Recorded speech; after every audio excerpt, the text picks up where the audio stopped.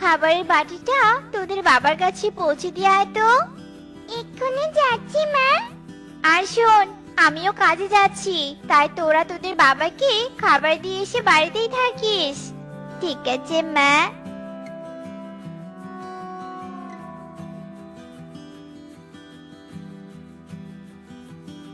এই টুকি, দেখ আমাদের বাবা আমাদের জন্য কত কষ্ট করছে। ঠিক বলেছিস রাকি, আমাদের বাবা মা দুজনেই আমাদের জন্য অনেক কষ্ট করে। তাই আমরা যখন অনেক ভালো হয়ে যাব, তখন আমরা আমাদের মা বাবাকে আর কাজ করতে দিব না। কি রে, তোরা আবার এখানে দাঁড়িয়ে আছিস কেন? আয় এদিকে আয় তো দেখি। এই নাও বাবা, মা তোমার জন্য খাবার পাঠিয়েছে। ও, তার মানে তোরা আমাকে খাবার দিতে এসেছিলি? ঠিক আছে, এখন তোরা চলে যা, আমি আমার কাজটা শেষ করে আসছি।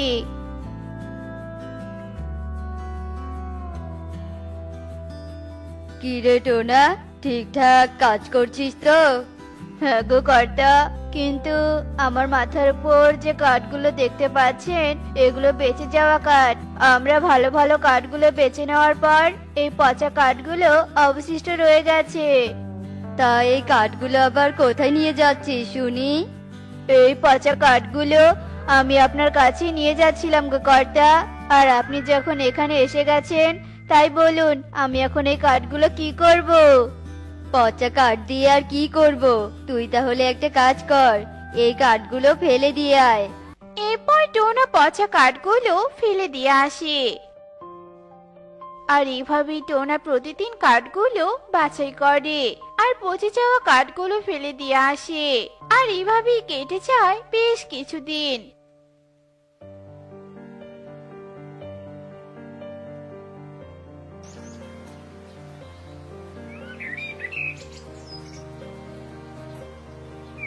আর কিছুদিন পরে টোনা আবারও পচা কাঠ ফেলে দিতে যায়। আরে, ফেলে দেয়া কাঠগুলো জমা হয়ে অনেকগুলো হয়ে গেছে। ওদিকে আমার বাড়িটাও অনেক পুরনো হয়ে গেছে, তাই এই কাঠগুলো আমি বাড়িতে নিয়ে যাই।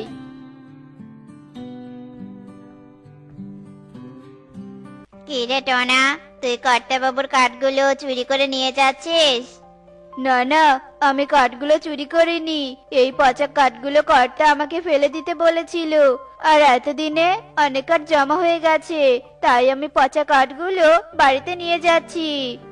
ও, বুঝেছি, এই পচা কাঠগুলো দিয়ে বাড়ি বানাবি বুঝি? তাছাড়া আর কি করবি? টিনের ঘর বানানোর মতো টাকা তো তোর কাছে নেই, তাই এই পচা কাঠ দিয়েই বাড়ি বানিয়ে নে। হা হা হা। কি গো, প্রতিদিন তো খবরের কাগজ পড়ে আমাকে নতুন নতুন খবর দাও। আজকে আবার খবরের কাগজে কি লেখা আছে শুনি? ও, তুমি এসে গেছো। শোনো তাহলে, দু একদিনের মধ্যেই নাকি আমাদের বনে ঝড় বৃষ্টির আশঙ্কা আছে, তাই আমাদের সবাইকে সতর্ক থাকতে বলা হয়েছে। ও, ঝড় বৃষ্টি হবে? ঝড় বৃষ্টি হলে তো বেশ ভালোই হবে টুনি, বনের কৃষকরা বিনা টাকায় জমিতে পানি পেয়ে যাবে। তা না হয় হলো, কিন্তু আমাদের বাড়িটা যে অনেক পুরনো আর ভাঙাচোরা, আর এই ঝড় বৃষ্টিতে যদি আমাদের ঘরটা ভেঙে যায় তাহলে কি হবে? একবার ভেবে দেখেছো কি? ধুর, এত চিন্তা করো না তো। বাইরে গিয়ে দেখো আমি কতগুলো কাঠ নিয়ে এসেছি, আর এখন আমি তোতা মিস্ত্রিকে ডাকতে যাব, আর এই কাঠগুলো দিয়ে সুন্দর একটা কাঠের বাড়ি বানিয়ে নিব। সত্যি তুমি কাঠ নিয়ে এসেছো? কিন্তু এতগুলো কাঠ কেনার টাকা তুমি কোথায় পেলে বলো তো? এরপর টোনা টুনিকে সব কথা খুলে বলে। এরপর টোনা তোতাকে ডাকতে চলে যায়। তোতা দাদা, ও তোতা দাদা, বাড়িতে আছো? কে? টোনা নাকি? বাড়ির ভিতরে আয়, আমি খাবার খেতে বসেছি। কিরে টোনা, কিছু বলবি নাকি? হ্যাঁ তোতা দাদা, বলছিলাম কি, আমাকে একটা কাঠের বাড়ি বানিয়ে দিবে গো? টাকা দিলে কেন বানিয়ে দিব না? তোমার যত টাকা প্রাপ্য সেটা তুমি পাবে। তাহলে কাল সকালেই তুমি আমার বাড়ি বানাতে চলে এসো। এ কথা বলে টোনা সেখান থেকে চলে যায়।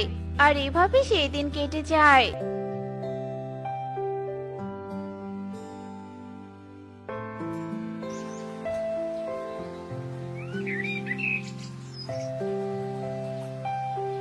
পরের দিন তোতা টোনার বাড়িতে চলে আসে আর কাঠ দিয়ে অনেক সুন্দর করে একটা কাঠের বাড়ি বানিয়ে দেয়। আরে বাহ, তোমার হাতে তো জাদু আছে তোতা দাদা। তা না হলে কি কাঠ দিয়ে এত সুন্দর করে একটা বাড়ি বানাতে পারতে? সত্যি তোমার হাতে জাদু আছে। ও আমার 20 বছরের অভিজ্ঞতা রে টুনি। এতদিন থেকে অন্যের ঘর বানানোর কাজ করছি, তাহলে তো হাতে একটু জাদু থাকবেই। এই নাও তোমার টাকা। আর আমাকে এত সুন্দর করে বাড়ি বানিয়ে দেওয়ার জন্য তোমাকে অনেক ধন্যবাদ তোতা দাদা। এখন দেখছি পচা কাঠ যেখানে সেখানে পড়ে থাকে, কিন্তু এই পচা কাঠগুলো দিয়ে যদি নতুন কাঠ পাওয়া যায় তাহলে কেমন হয়? হা, হা, হা। এরপর কবুতর পচা কাঠগুলো নিয়ে কালুর বাড়ির পাশে ফেলে দেয় আর কালুর ঘর থেকে ভালো কিছু কাঠ চুরি করে নিয়ে যায়। এ কি, এখনই তো ঘরে কতগুলো কাঠ রেখে গেলাম, তাহলে কাঠগুলো কোথায় গেল? এই কথা কর্তাবাবু জানতে পারলে যে নিশ্চিত আমাকে কাজ থেকে তাড়িয়ে দিবে। কি এত বিড়বিড় করছিস টোনা? আর আজকে কাঠ এত কম কম লাগছে কেন? সেটা তো আমারও মনে হচ্ছে কর্তাবাবু। আমার মনে হয় কেউ কাঠঘর থেকে কাঠ চুরি করে নিয়ে পালিয়েছে। সেই কাঠ চোরটা তুই নস তো টোনা, কারণ তোকে তো আমি কালো দাদার এখান থেকে কাঠ নিয়ে যেতে দেখেছিলাম। আর অতগুলো কাঠ একেবারে কেনার মতো তোর তো সামর্থ্য নেই। কি ব্যাপার টোনা, তুই আমার খেয়ে আমার পরে আমারই ঘরে চুরি করছিস? না গো কর্তাবাবু, আমি কাঠ চুরি করিনি। আমি তো পচা কাঠগুলো, মানে যেগুলো কাঠ আপনি ফেলে দিতে বলেছিলেন, সেই কাঠগুলো নিয়ে গিয়েছিলাম। বিশ্বাস না হলে আপনি আমার সাথে আসুন আর দেখুন পচা কাঠগুলো সেখানে নেই। চল দেখি তুই আসলে সত্যি কথা বলছিস নাকি মিথ্যে। এরপর কালু, টোনা ও কবুতর কালুর ঘরের পেছনে চলে যায় আর সেখানে গিয়ে অনেকগুলো পচা কাঠ দেখতে পায়। তার মানে কবুতর ঠিক কথাই বলেছে। আমি এতদিন দুধ দিয়ে কালসাপ পুচ্ছিলাম। বিশ্বাসঘাতক, এক্ষুনি তুই আমার চোখের সামনে থেকে চলে যা। আর কোনোদিনও যেন আমি তোকে আমার চোখের সামনে দেখতে না পারি। যা বলছি, চলে যা। কালুর কথায় কষ্ট পেয়ে টোনা কাঁদতে কাঁদতে বাড়িতে চলে যায় আর বাড়িতে গিয়ে টুনিকে সব কথা খুলে বলে। তোমার কাজটা চলে যাওয়ায় হয়তো আমাদের সংসার চালানো খুবই কষ্ট হবে, কিন্তু দেখবি আমরা যে কোনো একটা উপায় পেয়ে যাব। আর যে তোমাকে প্ল্যান করে কাজ থেকে তাড়িয়ে দিয়েছে, সে একদিন তার অন্যায় শাস্তি ঠিক পেয়ে যাবে, কারণ সত্য কখনো চাপা থাকে না। কেঁদো না বাবা, কেঁদো না, এসো আমরা সবাই মিলে আজকে কার্টুন দেখবো। এরপর টুনি, টোনা, টুকি ও রকি সবাই মিলে ফোনে কার্টুন দেখতে থাকে আর এভাবে সেই দিন কেটে যায়।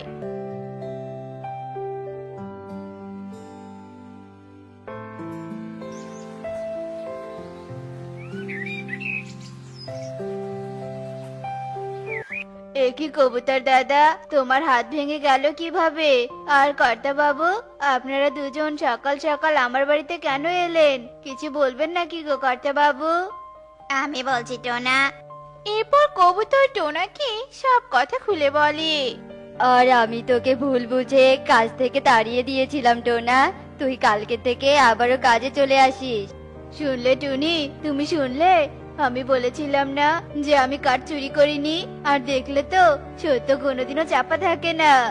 কিন্তু তুমি হঠাৎ সত্যিটা স্বীকার করলে কেন কবুতর দাদা?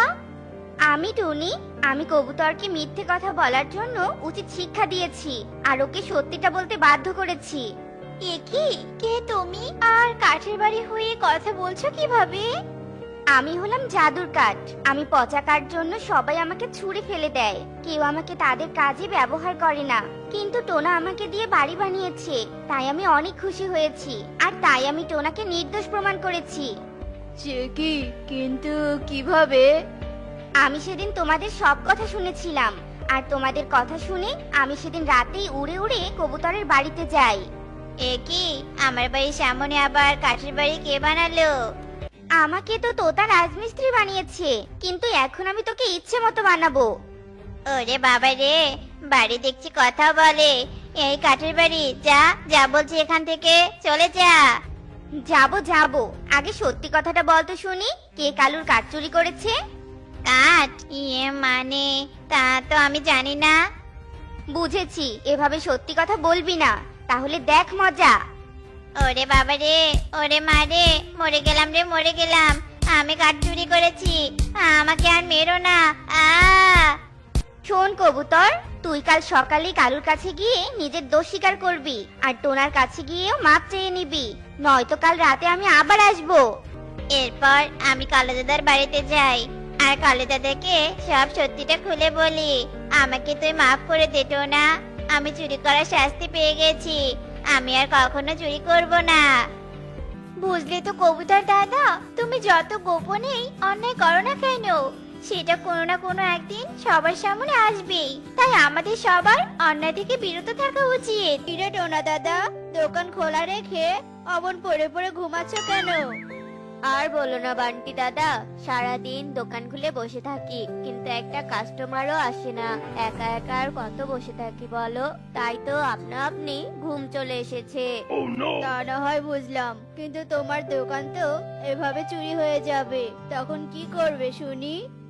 আর বলো না গো, বেচা কেনা করতে পারি না বলে ঘরে বাজার নিয়ে যেতে পারি না। আর বাজার না নেওয়ার কারণে বউ সারা দিন ক্যাটর ক্যাটর করতেই থাকে। আচ্ছা ঠিক আছে, কিন্তু তোমার দোকানে কাস্টমার কেন আসে না গো? আমি তো সব ঠিকঠাকই দেখতে পাচ্ছি। আসলে আমি নিজেও বুঝতে পারছি না যে কেন আমার দোকানে কাস্টমার আসে না। আচ্ছা ঠিক আছে, ছাড়ো সব, ঠান্ডা তো অনেক পড়েছে, আমাকে করা 1 কাপ দুধ চা দাও তো। আমার দোকানে দুধ চা নয়, দই চা আছে বান্টি দাদা। কি, দই দিয়ে আবার কেউ চা খায় নাকি? এখন বুঝতে পারছি কেন তোমার দোকানে কোনো কাস্টমার আসে না। তোমার সব ফালতু মার্কা দই চায়ের কারণে তোমার কাছে কাস্টমার আসে না।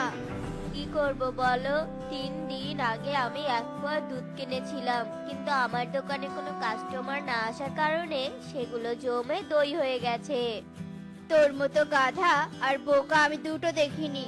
শোন, তোকে একটা ভালো বুদ্ধি দিচ্ছি। এখন তো ঠান্ডা পড়েছে, তুই যদি এই ঠান্ডায় গরম গরম চা বিক্রি করতে পারিস, তাহলে তুই অনেক টাকা ইনকাম করতে পারবি। তোমার যা কথা, আমার দোকানে কোনো কাস্টমারই আসে না, সেখানে আমি আবার গরম গরম চা কি করে বিক্রি করব?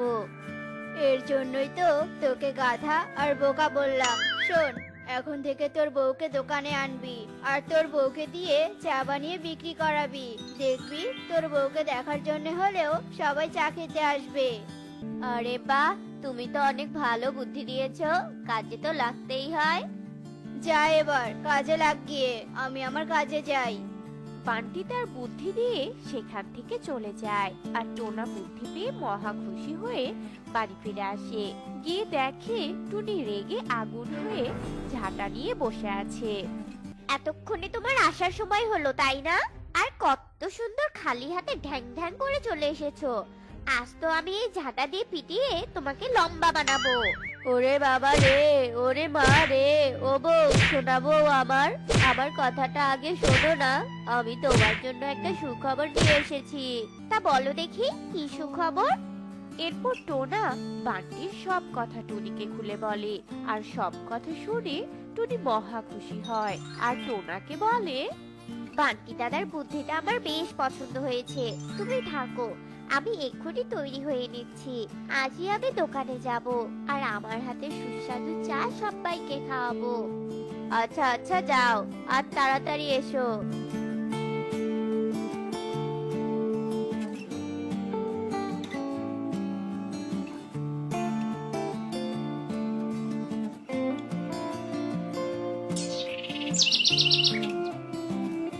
এসো এসো, চা খেয়ে যাও চা। এই ঠান্ডায় গরম গরম চা, 1 কাপ চা খেলে পুরো শরীরটাই চাঙ্গা হয়ে যাবে। এসো এসো, তাড়াতাড়ি এসো। টুনির ডাক শুনে ময়ূর, শালিক, টিয়ে চা খাওয়ার জন্য দৌড়ে আসে। দাও দেখি তোমার গরম চা। তবে শোনো, তোমার স্বামীর চায়ের মতো যদি তোমার হাতে চাও বাজে হয়, তাহলে কিন্তু এই চা তোমার মাথায় ঢেলে দিব, এই বলে দিলাম। তোমরা আগে আমার হাতের চা খেয়ে নাও, তারপর না হয় আমার বিচার করো, কেমন? টুনির কথায় ভরসা করে সবাই চা খায়, আর চা খেয়ে সবাই সন্তুষ্ট হয়।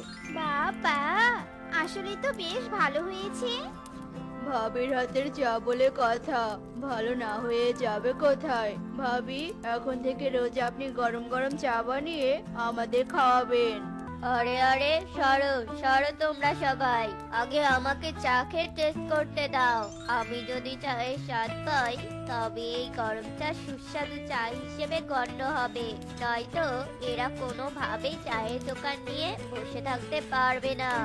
এই নাও নাও কালু দাদা, ফ্রিতেই এক কাপ চা খেয়ে নাও। টুনি কালুকে এক কাপ চা বানিয়ে দেয়। কালু সেই চা খেয়ে পুরো ভ্যাবাচ্যাকা হয়ে যায়। কি হলো কালু দাদা, চা খেয়ে চুপ হয়ে গেলে কেন? বলো কি বলবে? হ্যাঁ হ্যাঁ, ভালো ভালো। এই বলে কালু এক মুহূর্ত সেখানে দাঁড়ায় না, চুপচাপ মুখ বন্ধ করে সেখান থেকে চলে যায়। তা দেখে সবাই উচ্চ স্বরে হেসে ফেলে। শোন, এখন তো সন্ধ্যা নেমে এসেছি, আমরা আজ আসি। তবে রোজ কিন্তু তোমার হাতের গরম গরম চা আমরা চাই। আর আমিও তোমাদের চা খাওয়ানোর জন্য প্রস্তুত। এরপর সবাই সেখান থেকে চলে যায়। আর টোনা অবাক হয়ে তার বউকে বলতে থাকে, আচ্ছা টুনি, তুমি তো এত ভালো চা বানাতে পারতে না, তাহলে আজ এত ভালো চা কি করে বানালে শুনি? আমি দুধ, চিনি, পাতি সব পরিমাণ মতো দিয়ে চাটা অনেক ভালোভাবে জাল করেছি, তার কারণেই তো এত সুস্বাদু চা হয়েছে। বাবু, তোমার তো অনেক বুদ্ধি। এখন রাত হয়ে এসেছে, চলো আমরা দোকান বন্ধ করে বাড়ি ফিরে যাই। কাল সকাল সকাল এসে আবার দোকান খুলবো। আচ্ছা চলো। এরপর টোনা আর টুনি দোকান বন্ধ করে বাড়ি ফিরে যায়।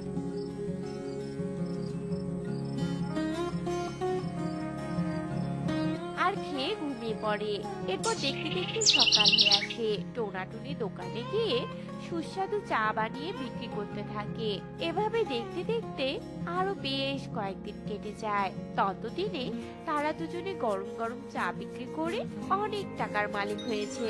এই টোনা আর টুনি তো গরম গরম চা বিক্রি করে অনেক টাকার মালিক হয়ে যাচ্ছে। আমি যদি এখন হাত পা গুটিয়ে বসে থাকি তাহলে তো ওরা আমার থেকেও অনেক বড়লোক হয়ে যাবে। না না, এটা আমি কিছুতেই হতে দিতে পারবো না। এদের টপকিয়ে আমাকে অনেক বেশি সুস্বাদু কফি বানিয়ে বিক্রি করতে হবে।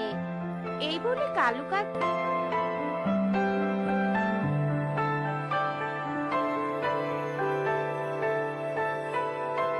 টোনার দোকানের সামনে একটা কফির দোকান দেয় আর কফি বানিয়ে চিৎকার করে ডাকতে থাকে।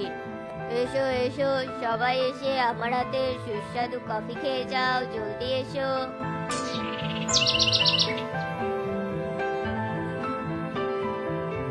কফি তো হচ্ছে বড়লোকি খাবার, এই খাবারগুলো কি আর আমাদের মতো গরিবরা খেতে পারবে? যদিও বা প্রথম দিন, দাও একটু খেয়ে দেখি। তোমাদের বেশি টাকা দিতে হবে না, এক কাপ কফি 20 টাকা দিলেই হবে। কত টাকা কাপ দিব সেটা না হয় স্বাদের উপরই নির্ভর করবে।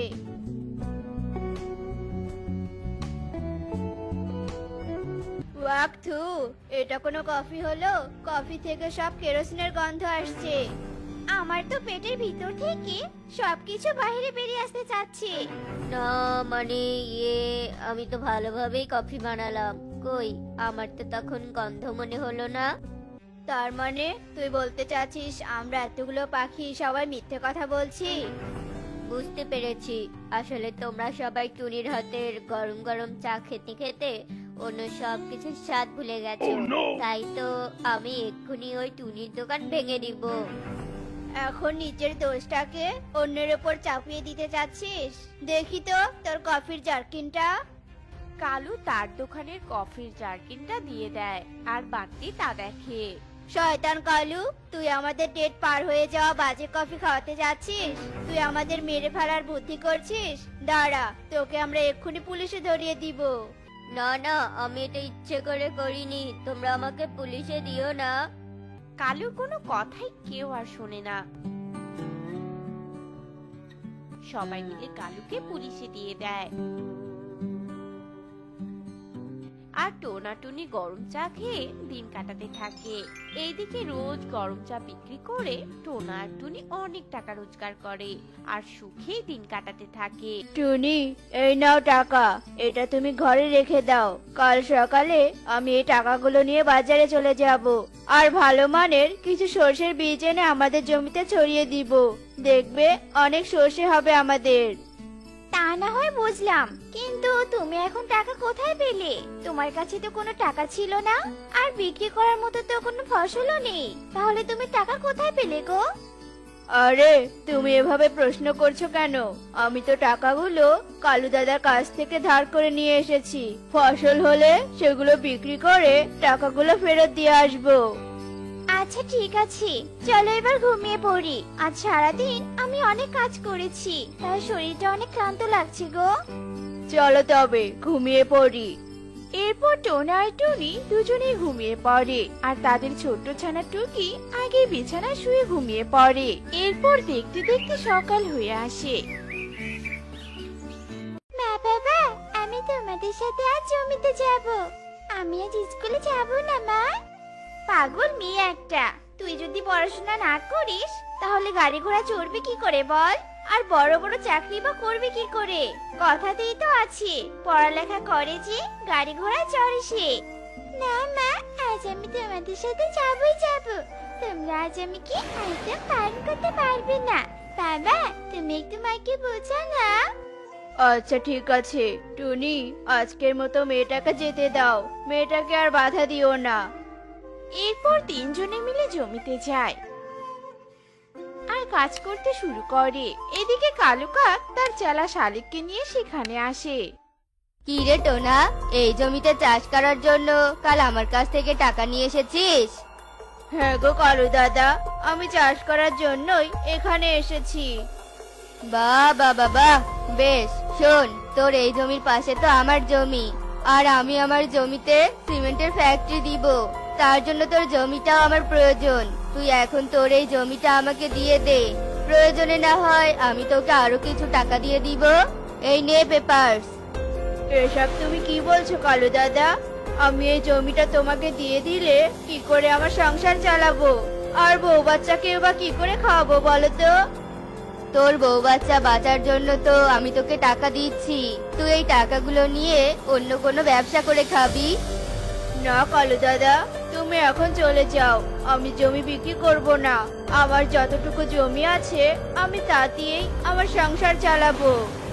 শোন, তোকে আমি ভালোই ভালোই বলছি, জমিটা আমাকে দিয়ে দে, নয়তো আমি এই জমি মুহূর্তের মাঝেই আমার করে নিতে পারবো। কালু দাদা, দোহাই লাগে তোমার, তুমি এমন কথা একদম বলো না। তুমি আমার জমিটা নিও না। আমি তোমার কাছে হাত জোড় করে বলছি, দয়া করো তুমি আমায়। টাকার অর্থ সম্পদ ছাড়া আমার কাছে কোনো মাপ নেই। তুই যখন আমার কথা শুনবি না, তখন দেখ আমি কি করে তোর কাছ থেকে জমি নেই। এই বলে কালু তার ছাতা বন্ধ করে আর সেই ছাতা দিয়ে টোনাকে মারতে শুরু করে। আর মারতে মারতে টোনাকে আধমরা করে ফেলে। কালু দাদা, তুমি দয়া করে আমার স্বামীকে আর মেরো না। তোমার জমি প্রয়োজন, তুমি জমি নিয়ে নাও। তবু আমার স্বামীকে প্রাণে মেরো না, দয়া করো দাদা। এই তো লাইনে এসেছো। তা তোমার স্বামীকেও এটা বোঝাও। যদি বেচারা আগে বুঝতো তাহলে আর তাকে এতগুলো উত্তম মাধ্যম খেতে হতো না। টোনা আর টুনি কোনো কথা না বলে তাদের জমি ছেড়ে দেয় আর নিজেদের বাড়িতে ফিরে আসে। আর টুনি ঘরে থাকা ঔষধ নিয়ে টোনার শরীরে লাগিয়ে দেয়। মা, ওই কালু কাকা খুব বাজা, আমার বাবাকে কতগুলো মারলো। আমি ওদেরকে খুব করে শাস্তি দিব। মারে, চুপ কর, ওভাবে আর বলিস না। যদি আবার শুনতে পায় তাহলে এসে আবার আমাদের মারবে। টুনি তার মেয়েকে জড়িয়ে ধরে কাঁদতে থাকে। এদিকে কালু কাক জঙ্গলের সবাইকে বলতে থাকে, সবাই কান খুলে শুনে রাখো। টোনার পরিবার যদি কোনো সাহায্য চাইতে আসে তাহলে তাদের কেউ কোনো সাহায্য করবে না। যদি আমি শুনি যে কেউ ওদের সাহায্য করেছো তাহলে তার অবস্থা আমি খারাপ করে ছাড়বো। শালার বেটারা আমার কথার অবাধ্য হয়েছে, আমি ওদের জীবনটা তছনছ করে দিব। কালুর কথায় সবাই ভয় পেয়ে যায় আর ওর কথায় সবাই রাজিও হয়ে যায়। এরপর কালু হাসতে হাসতে নিজের বাড়িতে ফিরে যায়। এরপর দেখতে দেখতে কেটে যায় বেশ কিছুদিন। মা, 2 দিন হলো কিচ্ছুটি খায় না। আজ আমাকে কিছু খেতে দাও মা। আমি যে আর একদম ক্ষুধা সহ্য করতে পারছি না। আমার কাছে তো কিছুই নেই তোকে খেতে দেওয়ার মতো রে মা। আর আমি তো কালুর মার খেয়ে বিছানায় পড়ে আছি। টোনা, আমাদের তো আর জমি নেই, কিন্তু আমাদের রান্নাঘরটা তো বেশ বড় আছে। চলো আমরা আমাদের রান্নাঘরে কিছু আলু চাষ করি। তারপর সেখানে যা আলু হবে সেগুলো বাজারে বিক্রি করে কিছু টাকা জমিয়ে ফসলের জমি কিনে নিব। বুদ্ধিটা তো মন্দ নয়, কিন্তু আমি তো নিজেই অসুস্থ, তোমাকে তো একদম সাহায্য করতে পারবো না। তুমি কোনো চিন্তা করো না টোনা, আমি একাই সব সামলে নিব। এরপর টুনি তার রান্নাঘরে কোদাল দিয়ে মাটি উর্বর করে আর কিছু আলু বেছে এনে তাতে লাগিয়ে দেয়।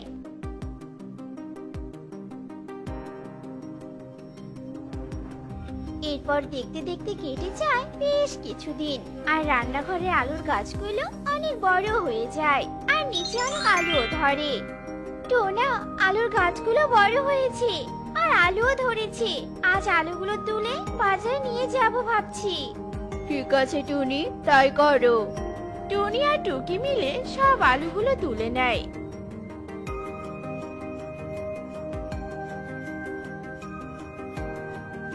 এরপর টুনি সেগুলো বাজারে বিক্রি করতে থাকে। এদিকে সেটা কালু কাকের নজরে পড়ে যায়। এদের তো কোনো জমি নেই, আছে শুধু বাড়িটাই। তাহলে এ কি করে আলু চাষ করলো? আবার সেগুলো বাজারে বিক্রি করতে এসেছে। আমাকে তো ওর বাড়ি গিয়ে দেখতেই হয়। কালু টুনির বাড়ির দিকে যেতে থাকে। এদিকে টুনি আলু বিক্রি করে টাকা নিয়ে বাড়িতে ফিরে যায়। এ কি কালু দাদা, তুমি আমার বাড়িতে কেন? কি চাই তোমার? তোদের তো জমি নেই, তাহলে আলু কোথায় চাষ করেছিস বল আমায়। এসব কৈফিয়ত আমি তোমাকে দিতে বাধ্য নই। এবার তুমি এসো তো আমার বাড়ি থেকে, তাতে আমি খুশি হব। কালু কথা বলতেই হঠাৎ তার চোখ রান্নাঘরের দিকে যায় আর আলু গাছগুলো দেখতে পায়। এই তাহলে তোদের গোপন রহস্য। যা, এবার তোরা বাড়ি থেকেই বেরিয়ে যা। এবার আমরা বাড়ি থেকে বের হব না, এর একটা বিহিত করেই ছাড়বো। এই বলে টুনি বেরিয়ে যায় আর কালু টোনাকে মারতে শুরু করে। এদিকে টুনি পুলিশ নিয়ে বাড়িতে ফিরে আসে। মিস্টার কালু, গরিবদের ওপর অত্যাচার করা অনেক হয়েছে। এবার জেলে গিয়ে এর হিসাব মিলাবেন। আরে পুলিশ বাবু, আমাকে জেলে নেওয়ার কি প্রয়োজন বলেন? তার বিনিময়ে আমি আপনার পকেট ভরিয়ে দিচ্ছি। তা নিয়ে আপনি বাড়ি গিয়ে বউ বাচ্চা নিয়ে আরাম করুন। কালুর কথা শুনে পুলিশ রেগে কালুর গায়ে জোরে একটা থাপ্পড় মারে। আমি টুনির কাছে সব শুনেছি। এবার চল জেলে, তোকে আমি মামার বাড়ির দুধ ভাত খাওয়াবো। এই বলে পুলিশ কালুকে থানায় নিয়ে চলে যায় আর টুনিতে নিজেদের জমি ফিরিয়ে দেয়। এরপর থেকে টুনি আর টোনা আবার তাদের জমিতে ফসল ফলাতে থাকে আর সুখে দিন কাটাতে থাকে। কে টুনটুন, মারে ওর তোরা, দেখ কত বেলা হয়েছে, নাস্তা সেরে ঝালমুড়ি বিক্রি করতে যেতে হবে। এই তো মা, আমরা উঠে গেছি। আমাদের তাড়াতাড়ি নাস্তা দাও, কি আমরা চলে যাই। আর বাকি ঝালমুড়ি নিয়ে তুমি এসো, নইলে ক্রেতারা এসে ঝালমুড়ির দোকান না টিকলে আর আসবেই না। হ্যাঁ রে মা, ঠিক বলেছিস। তোরা বস, আমি নাস্তা নিয়ে আসছি।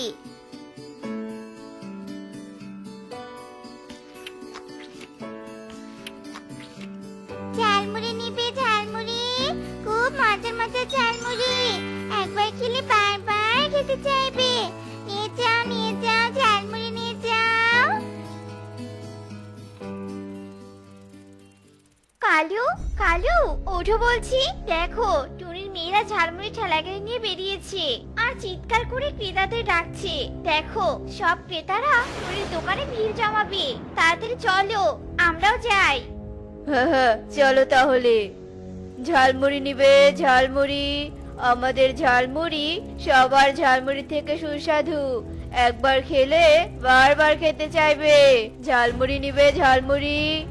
ওই দেখেছো, বলছি না ওদের কাছে ক্রেতারা ভিড় জমাবে। ঠিক তাই হলো, আরো তাড়াতাড়ি আসতে হতো। চলো এখন ওদের পাশে আমরাও ঠেলা গাড়িটা রেখে ঝালমুড়ি বিক্রি করব। কই কেউ তো আমাদের কাছে আসছে না। ওই দেখো টুনির কাছে ঝালমুড়ি বিক্রি হয়ে গেছে, এখন ক্রেতারা আমাদের কাছে আসবে। কি মজা কি মজা। মা এসেছো, দেখো আজ অনেক ঝালমুড়ি বিক্রি হয়েছে, সব মুড়ি শেষ হয়েছে। তুমি ঠিক সময়ে এসেছো মা, নয়তো যে ক্রেতারা হারিয়েছে তো। টুকি আমাকে 10 টাকা ঝালমুড়ি বানিয়ে দাও তো। দাদা আমি এক্ষুনি বানিয়ে দিচ্ছি। মারে তোরা এখন একটু বিশ্রাম কর, আমি ঝালমুড়ি বিক্রি করছি। এভাবে টুনি ঝালমুড়ি বানিয়ে বিক্রি করতে থাকে আর এইদিকে কালু কাকলি এসব দেখে জ্বলতে থাকে। কাকুলি এভাবে মেনে নেওয়া যাবে না, কিছু একটা আজকে রাতে করতেই হবে, নয়তো এই টুনিরা তো ঝালমুড়ি বিক্রি করে বড়লোক হয়ে যাবে। চলো এখন বাড়িতে চলে যাই, আর ভাবতে হবে কিভাবে এদের ঝালমুড়ি বিক্রি করা বন্ধ করতে পারি। হ্যাঁ কালু ঠিক বলেছো, চলো তাহলে বাড়ি চলে যাই। এরপর কালু কাকলি চলে যায়। মারে এভাবে 1 মাস ঝালমুড়ি বিক্রি করলে আমরা একটা মজবুত করে বাড়ি বানাতে পারবো। আজ বেশ ভালো টাকার ঝালমুড়ি বিক্রি হয়েছে। হ্যাঁ মা, আমাদের ঘরটা তো ভাঙা, ঝড় বাতাস এলে তো ঘরটা পড়েই যাবে, তাই ঝড়ের আগে ঠিক করতে হবে।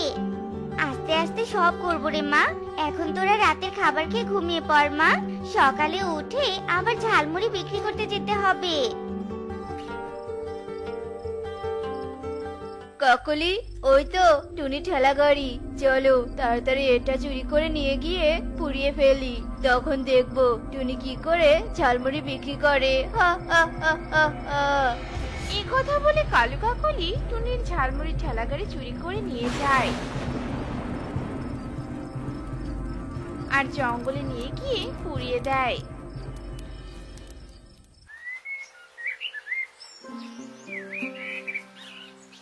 এ কি, আমার ঠেলা গাড়ি কোথায় গেল? টুকি টুনটুন তোরা এদিকে আয় তো।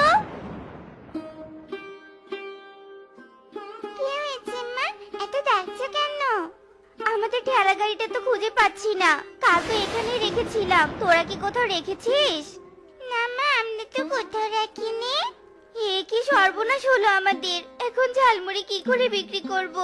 আমাদের ঝালমুড়ি ভালো বিক্রি হয় বলে কেউ মনে হয় শত্রুতা করে চুরি করে নিয়ে গেছে, এখন আমাদের কি হবে? সংসারটা কি করে চলবে?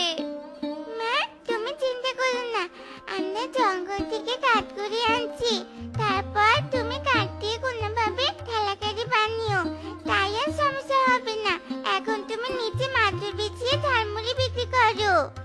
মারে ভালো বুদ্ধি দিয়েছিস তো, ঠিক আছে যা তোরা জঙ্গল থেকে শুকনো কাঠ কুড়িয়ে নিয়ে আয়।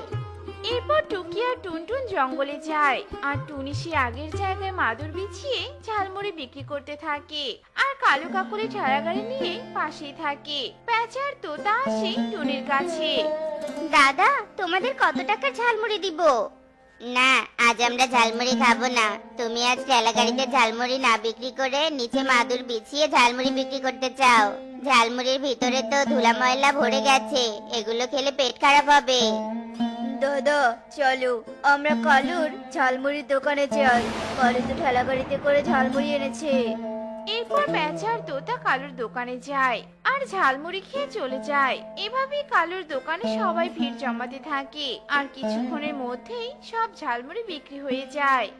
দেখেছো কাকুলি আমার মাথায় কত বুদ্ধি, এখন আমরা এভাবে ঝালমুড়ি বিক্রি করে ধনী হয়ে যাব, আর টুনি মাটিতে বসে ঝালমুড়ি বিক্রি করতে না পেরে রাস্তার ভিখারি হয়ে যাবে, তখন 2 মেয়েদের নিয়ে রাস্তা ভিক্ষা করবে আর বলবে কয়টা টাকা দিয়ে যাও, কয়টা টাকা দিয়ে যাও, আর আমরা শুধু ভাব দেখাবো। হা হা হা হা হা। হ্যাঁ কালু ঠিক বলেছো, চলো এবার বাড়িতে চলে যাই। এরপর কালু কাকলি তাদের ঠেলাগাড়ি নিয়ে বাড়িতে চলে যায়। মা আমরা কাঠ এনেছি, তুমি এখন এই কাঠগুলো দিয়ে ঠেলাগাড়ি বানাও তো। হ্যাঁ রে মা, আমি ঠেলাগাড়ি বানাচ্ছি, তোরা আমাকে সাহায্য কর। এরপর 3 মা মেয়ে মিলে ঠেলাগাড়ি বানানোর কাজে লেগে পড়ে আর এক পর্যায়ে তারা সুন্দর একটা ঠেলাগাড়ি বানিয়ে ফেলে। কি মজা কি মজা, আমাদের ঠেলাগাড়ি বানানো হয়ে গেছে। মা এই এবার চলো আমরা ঠেলাগাড়ি করে ঝালমুড়ি বিক্রি করতে চলে যাই। আর ঝালমুড়ি বিক্রি না করলে তো ঝালমুড়ি সব জিনিসগুলো নষ্ট হয়ে যাবে। এরপর ঝালমুড়ি এনে ঠেলা গাড়িতে তোলে আর তিন মা মেয়ে মিলে ঝালমুড়ি বিক্রি করতে বেরিয়ে পড়ে। অন্যদিকে যারা কালুর কাছ থেকে ঝালমুড়ি খেয়েছিল তাদের সবার পেট খারাপ হয়ে যায় আর সবাইকে হাসপাতালে ভর্তি করানো হয়, কারণ কালুর ঝালমুড়িগুলো কয়েকদিনের বাসি ছিল। আর এ কথা থানার পুলিশ জানতে পারে আর কালু কাকুলিকে ধরতে চলে আসে। এই শোনো, তুমি বাসি ঝালমুড়ি বিক্রি করো নাকি? না স্যার, আমি কোনো বাসি ঝালমুড়ি বিক্রি করি না। কিন্তু এ কথা কেন বললেন স্যার? কালু বাসি ঝালমুড়ি বিক্রি করেছে আর যারা খেয়েছে তাদের সবার পেট খারাপ হয়েছে। এখন সবাই হাসপাতালে ভর্তি আছে। কালুর নামে বড় ধরনের মামলা হয়েছে, তাই তো ওকে ধরতে যাচ্ছি। তুমি একটু বাড়িটা দেখিয়ে দাও তো। ঠিক আছে, চলুন স্যার, আমার সাথে চলুন। মারে, তোরা ঝালমুড়ি বিক্রি করতে থাক, আমি এক্ষুনি আসছি। টুনি, তুমি পুলিশ এনেছো কেন? তোমার ঠেলা গাড়ি আমি পুড়ে দেইনি, কে জানি পুড়েছে, আমি জানি না। আমি কি তোমাকে বলেছি তুমি ঠেলাগাড়ি চুরি করে পুড়েছো? আমি তো পুলিশ বাবুকে তোমার বাড়িটা দেখাতে নিয়ে এসেছি, আর তুমি সবটা বলে দিলে। তার মানে তুমি আমার ঠেলাগাড়ি চুরি করেছো। এবার সব বুঝেছি। কথাই বলে না, চোরের মন পুলিশ পুলিশ, সেই অবস্থা হয়েছে তোমার। না না, আমি চুরি করিনি, বললাম তো। তাহলে তুমি কিভাবে জানলে আমার ঠেলাগাড়ি চুরি করে পোড়ানো হয়েছে? বলো দেখি, কে চুরি করেছে, বলো বলো। না মানে টুনি, আমাকে ক্ষমা করে দাও, আমি ভুল করেছি, সত্যি বলছি, আর কখনো এমন কাজ করব না। তবু তুমি আমাকে পুলিশে ধরিয়ে দিও না। চুপ কর শয়তান, তোর নামে একটা রিপোর্ট পেয়ে তোকে ধরতে এসেছি। এখন তো দেখছি তুই চুরিও করেছিস, তোর তো যাবজ্জীবন জেল হবে। আর কি রিপোর্ট স্যার? এরপর পুলিশ সবটা বলে কালু আর কাকুলিদের। স্যার, আমাদের ক্ষমা করে দিন, আমরা এখন থেকে ভালো হয়ে যাব। তবু আমাদের জেলে দিবেন না। ছোটখাটো অপরাধ করলেও আইন কখনো ছাড় দেয় না, অপরাধীকে শাস্তি দিয়ে থাকেন। আর তোরা অনেক বড় ধরনের অপরাধ করেছিস, এর শাস্তি আরো ভয়াবহ হবে। চল আমার সাথে, চল জেলে গিয়ে বাসি ঝালমুড়ি বিক্রি করি, চল।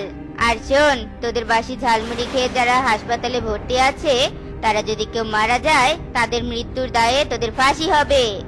এসব বলে পুলিশ কালু আর কাকুলিকে ধরে নিয়ে যায়। আর টনি তার মেয়েদের কাছে চলে আসে এবং ঝালমুড়ি বিক্রি করতে থাকে। এভাবে 1 মাস কেটে যায়। 1 মাস পর টুনি ঝালমুড়ি বিক্রির টাকা দিয়ে সুন্দর মজবুত করে একটা ঘর বানিয়ে ফেলে আর মেয়েদের নিয়ে সুখী দিন কাটাতে। টোনা আর টুনি নামে এক মধ্যবয়স্ক দম্পতি তাদের একটা ছাগল নিয়ে বসবাস করে। রঙিলা, রঙিলা, আমি তোর জন্য সে কত দূর থেকে ঘাস সংগ্রহ করে নিয়ে এলাম, আর তুই কিনা সামান্য একটু ঘাস খেয়ে হাঁপিয়ে গেলি। আর একটু ভালো করে খা না রে মা।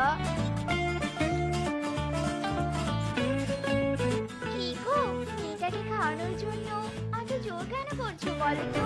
মেয়েটার পেটে যা আটকাবে তাই তো সে খাবে, তাই না? তুমি তো জানো আমাদের কোনো সন্তান নেই, তাই ছোট থেকে রঙিলাকে আমরা আমাদের নিজেদের সন্তানের মতো করে বড় করছি। তাই তো মেয়েটা ঠিকঠাক মতো না খেলে আমার গলা দিয়ে কোনো খাবার নামে না গো। বুঝতে পেরেছি, তুমি মেয়েটাকে খুব বেশি ভালোবাসো। এখনকার মতো মেয়েটাকে ছেড়ে দাও। আমিও মেয়েটাকে খাইয়েছি, তাই মেয়েটার পেটে আর কোনো জায়গা নেই। আচ্ছা ঠিক আছে, তুমি যখন বলছো তখন না হয় বাজি দিলাম, বিকেল বেলা আবার খাওয়ালেই চলবে। আচ্ছা যাও, এবার গিয়ে একটু স্নান করে আসো তো, আমি তোমার জন্য খাবার নিয়ে আসছি। আমি স্নান করব ঠিক আছে, কিন্তু মেয়েটাকে কি স্নান করিয়েছো? এখনো তো করিনি। আচ্ছা ঠিক আছে, তুমি আমার জন্য খাবার রেডি করো, আমরা বাবা মেয়ে মিলে স্নান করে আসছি। এদিকে টোনা রঙিলাকে নিয়ে পুকুরের পাড়ের দিকে যেতে থাকে। এদিকে প্রতিবেশীরা তাদের দিকে হাসতে থাকে।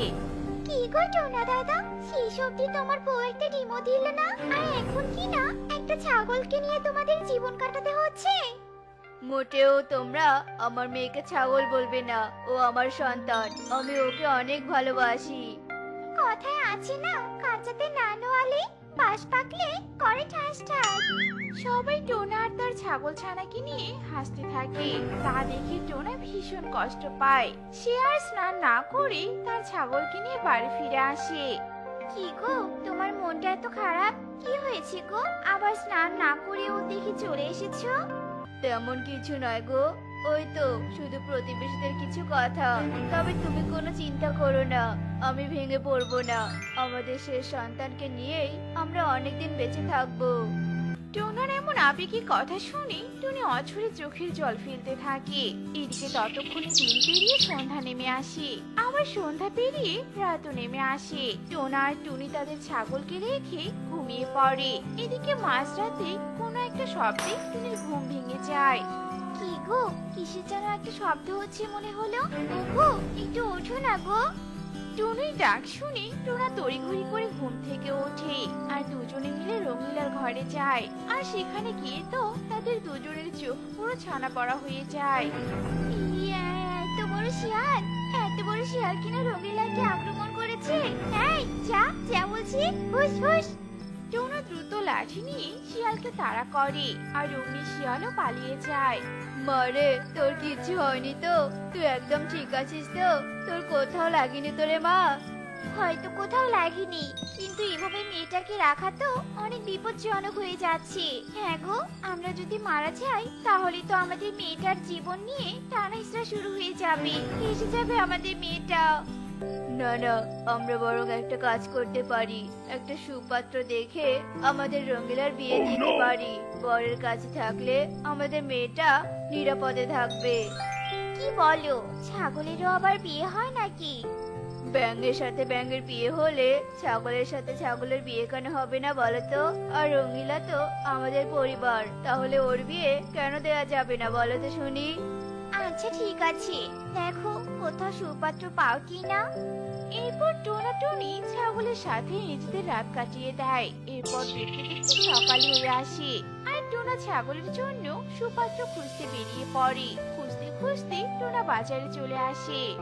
বলছিলাম দাদা, তোমার বাড়িতে কোনো ভালো ছেলে ছাগল আছে? থাকলে আমার মেয়ের সাথে বিয়ে দিতাম। ওরে বেটা, তুমি কি পাগল টাগল হয়েছো নাকি বলো তো? ছাগলের আবার বিয়ে হয় নাকি? হয় দাদা, হয়। দূর দাদা, আপনার মাথা পাগল হয়ে গিয়েছে, তাই তো এসব আবল তাবল বলছেন। যান তো এখান থেকে, আমাদের একটু ভালোভাবে দোকান চালাতে দিন। টোনা তবুও দোকানদারকে বিরক্ত করতে থাকে।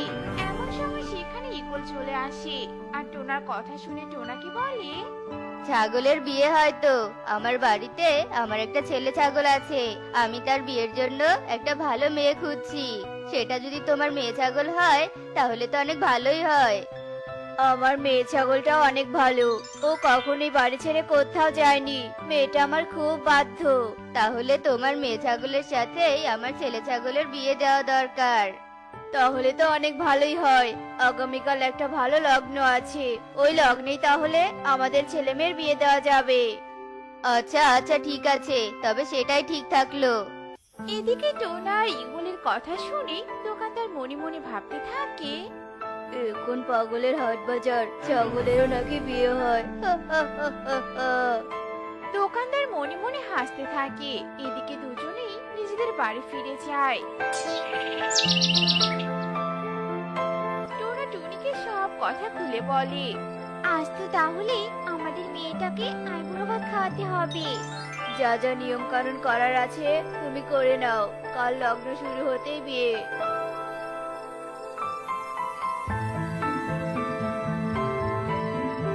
এরপর টুনি তার সব নিয়ম কানুন পূর্ণ করতে থাকে। এদিকে দেখতে দেখতে রাত্রি গিয়ে ভোর হয় আর ইগল তার ছেলে ছাগল চন্ডিকে নিয়ে এসে রঙিলার সাথে বিয়ে দিয়ে দেয়। এভাবেই দেখতে দেখতে কেটে যায় বেশ কিছুদিন। হ্যাঁ গো, কতগুলো দিন হয়ে গেল মেয়েটার বিয়ে দিয়েছি, কিন্তু একবারও তো আমাদের মেয়েটা দেখতে এলো না। মেয়েটা কি আমাদের ভুলে গেল নাকি বলো তো? ভুলে কেন যাবে? হয়তো মেয়েটা নতুন সংসার সামলাতে ব্যস্ত হয়ে পড়েছে। তুমি বরং এক কাজ করো, আমাদের মেয়ে ছাগলটাকে গিয়ে একবার একটু দেখে এসো। আচ্ছা, আমি তাই করছি।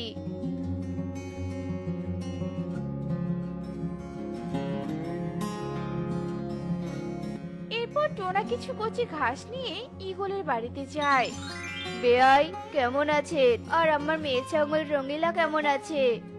আর নিজের ওই কলঙ্কিত মেয়ের কথা বলো না তো। বিয়ের পরের দিনই পাশের জঙ্গলের একটা ছেলে ছাগলের সাথে পালিয়ে গেছে, আর সেই শোকে আমার ছেলে ছাগলটা নাওয়া খাওয়া সব বাদ দিয়েছে। না না, এটা কিছুতেই হতে পারে না। আমার মেয়ে কখনো এমন কাজ করতে পারে না। পারে কি না পারে সেটা তো দেখাই যাচ্ছে। দয়া করে এবার আমার বাড়ি থেকে এসো তো দেখি। ঈগল টোনাকে অপমান করে বাড়ি থেকে তাড়িয়ে দেয়, আর টোনা মন খারাপ করে বাড়ি যেতে থাকে। আর তখনই পথে পান্ডির সাথে দেখা হয়ে যায়। মন খারাপ করে কোথায় যাচ্ছ গো? ও, এই ব্যাপার। তোমার ছাগলকে না কালি কসাইয়ের কাছে বিক্রি করেছে। কি? বেয়াই আমার সাথে এত বড় প্রতারণা করলো? ঠিক আছে, আমি ওর একটা বিহিত করেই ছাড়বো। টোনা মনে মনে একটা ফোন দিয়ে আটে। আর রাতের বেলা ঈগলের ছাগল চুরি করে মোড়লের কাছে যায়, আর মোড়লকে সব কথা খুলে বলে। মোড়ল মশাই, আমি চাই যে আপনি এই ছাগল জবাই করে সবাইকে খাওয়ান। ঠিক আছে, তবে তাই হবে। এরপর মোড়ল সকালবেলা ছাগল জবাই করে রান্না করে, আর সেগুলো সবাইকে নিমন্ত্রণ করে খাওয়াতে থাকে। মাংস রান্না করাটা তো বেশ ভালো হয়েছে। আমি পুরো পেট ভরে খেলাম। নিজের জিনিসের মজা অনেক বেশি, তাই না বিয়াই সাহেব? তার মানে আমার চণ্ডীকেও তো কাল থেকে খুঁজে পাচ্ছি না। হ্যাঁ বিয়াই সাহেব, আপনি যা আন্দাজ করেছেন তাই হয়েছে। মোড়ল মশাই, এখন একে শাস্তি দিন, আমার ছাগল চুরি করেছে। যা করেছে বেশ করেছে, কারণ তুমি ওর সাথে প্রতারণা করেছো। আর টোনা, আমি তো আর তোমার মেয়েকে ফিরিয়ে দিতে পারবো না, তাই ঈগল একজন সন্তানহীন বাবার আবেগ নিয়ে খেলার জন্য ক্ষতিপূরণ হিসেবে তোমাকে 100 সোনার মোহর টোনাকে দিতে হবে। বেয়াই মশাই, একটা কথা সবসময় মনে রাখবেন, আপনার কাছে যেটার মূল্য নেই সেটাই অন্যের কাছে অমূল্য।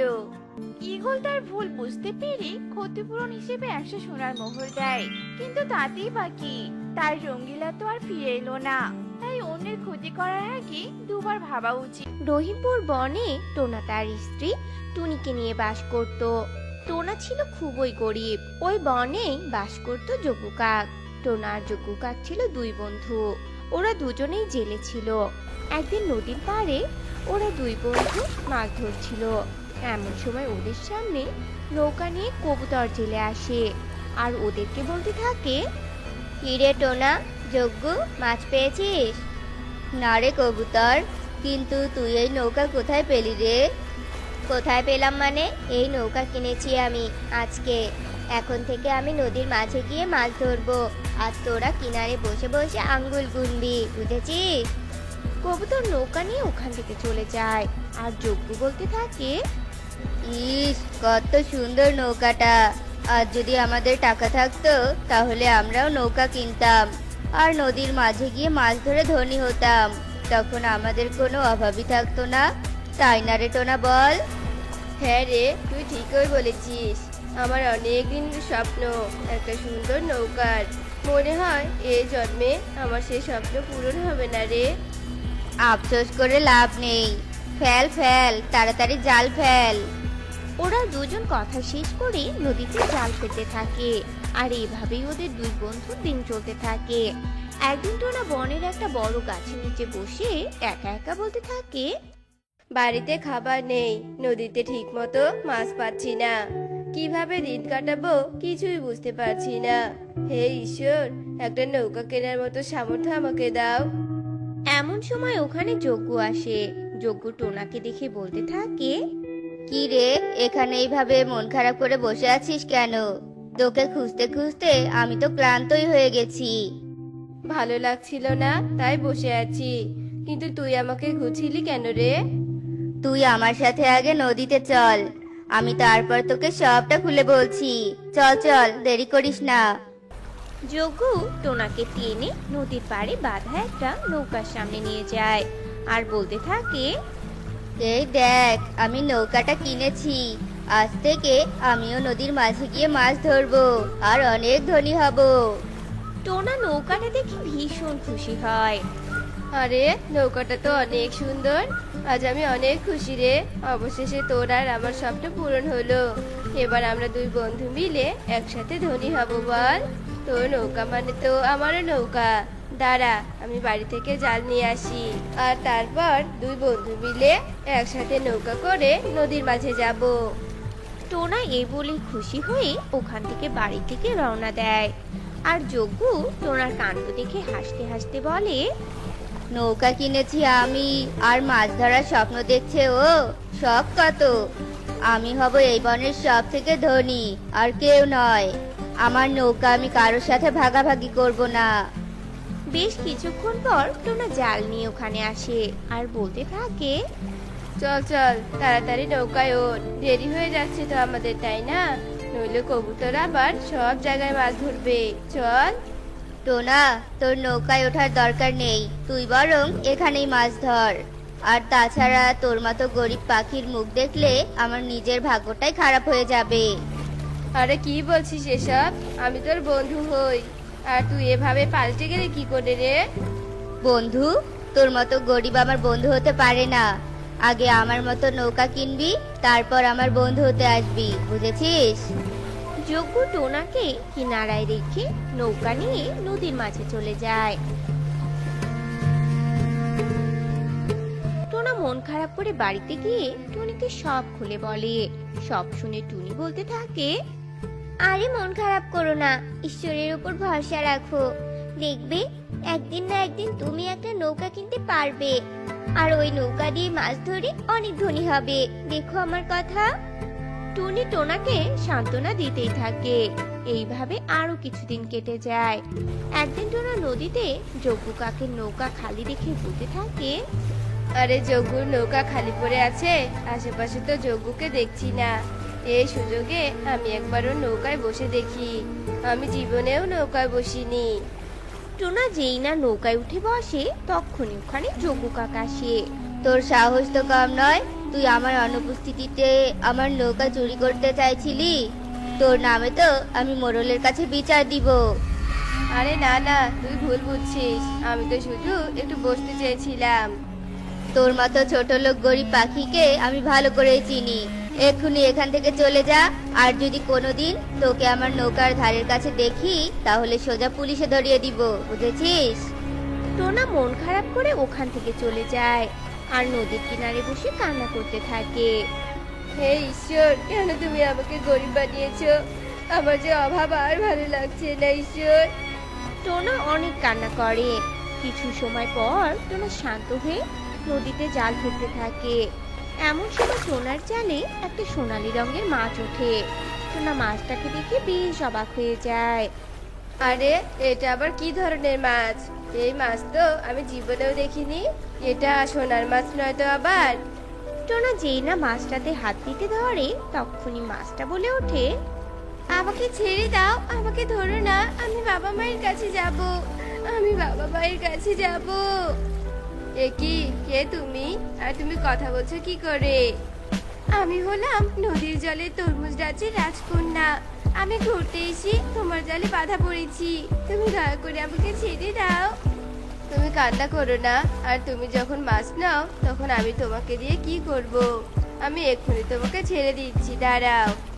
টোনা সোনালী মাছটাকে নদীতে ছেড়ে দেয় আর সোনালী মাছটা নদী থেকে বলতে থাকে, তুমি অনেক ভালো পাখি, আমি তোমার উদারতা দেখে মুগ্ধ হয়েছি, তাই আমি তোমাকে কিছু দিতে চাই। বলো কি চাও তুমি? সোনা দানা, টাকা পয়সা, নাকি হিরে জহরত চাও বলো? না না, আমার কিছুই চাই না। তুমি যখন আমাকে দিতেই চাও কিছু, তখন আমাকে একটা নৌকা দাও। আমি ওই নৌকায় করে নদীর গভীরে গিয়ে মাছ ধরে আমার সংসারের অভাব দূর করব। বেশ, আমি তোমাকে একটা নৌকা দিচ্ছি। এরপর মাছটা জাদু করে ওখানে একটা সুন্দর তরমুজের নৌকা প্রকট করে আর বলতে থাকে, এই তরমুজ নৌকাটা জাদুর, তুমি এই নৌকায় উঠে এর কাছে যা চাইবে এই নৌকা তোমাকে তাই এনে দিবে। তবে বেশি লোভ করো না জানো, তুমি এই নৌকায় করে নদীর এক জায়গা থেকে অন্য জায়গাতেও যেতে পারবে। মাছটা এসব বলে টোনার কাছ থেকে বিদায় নিয়ে চলে যায়। আর টোনা তরমুজ নৌকা পেয়ে খুশি হয়ে নৌকা নিয়ে নদীর মাঝে যায়। আর নৌকাকে বলতে থাকে। তরমুজ নৌকা, আমাকে কিছু টাকা দাও, আমি বাড়ির জন্য খাবার কিনবো। টোনা এই কথা বলার সাথে সাথে তরমুজ নৌকা টোনাকে টাকা দেয়। টাকা নিয়ে টোনা আবারও বলতে থাকে। তরমুজ নৌকা, তুমি আমাকে এবার তীরে নিয়ে চলো, আজ আর নদীর সৌন্দর্য আমি উপভোগ করব না। তরমুজ নৌকা টোনাকে তীরে নিয়ে আসে। টোনা নৌকা থেকে নেমে পড়ে। যজ্ঞ দূর থেকে এসব কিছু দেখে একা একা বলতে থাকে। আরে এ আমি কি দেখছি, তরমুজ নৌকায় টোনা, কিন্তু ওই টোনা এত সুন্দর তরমুজ নৌকাটা কোথায় পেয়েছে? যাই গিয়ে জিজ্ঞেস করি তো। আরে আরে টোনা, তুই এই তরমুজ নৌকাটা কোথায় পেয়েছিস রে? তোর তো নৌকা কেনার মতো কোনো টাকাই ছিল না। টোনা সহজ মনে যজ্ঞকে সব কথা খুলে বলে। সব শুনে যজ্ঞ বেশ অবাক হয়ে যায় আর বলতে থাকে। নৌকা আবার জাদুর হয় নাকি? তুই কি আমাকে বোকা পেয়েছিস? বিশ্বাস হচ্ছে না তো? এই দেখো টাকা, এই টাকাগুলো তরমুজ নৌকা আমাকে দিয়েছে। টোনা চলে যায়। টোনার এমন কথা শুনে যজ্ঞর অনেক লোভ হয় আর যজ্ঞ বলতে থাকে। এই সময় টোনা নেই, এই সুযোগ, এই সুযোগে তরমুজ নৌকায় গিয়ে ওই নৌকার জমানো সব টাকা নিয়ে আসি। যজ্ঞ তরমুজ নৌকায় ওঠে আর বলতে থাকে। এই তরমুজ নৌকা, আমাকে তোর জমানো সব টাকাগুলো দিয়ে দে, আমি ধনী হতে চাই, বুঝেছিস? যজ্ঞর এমন লোভনীয় কথা শুনে তরমুজ নৌকা থেকে দুটো হাত বেরিয়ে আসে আর যজ্ঞকে জাপটে ধরে। আরে আরে করছো কি, কি করছো? আমি তো টাকা দিতে বলেছি, আমাকে ধরতে বলিনি। ছাড়ো ছাড়ো আমাকে, আর টাকা দাও। হাত দুটো যজ্ঞকে আরো বেশি করে চেপে ধরে। শয়তান লোভী, অন্যের আমানত খেয়ানত করতে এসেছিস?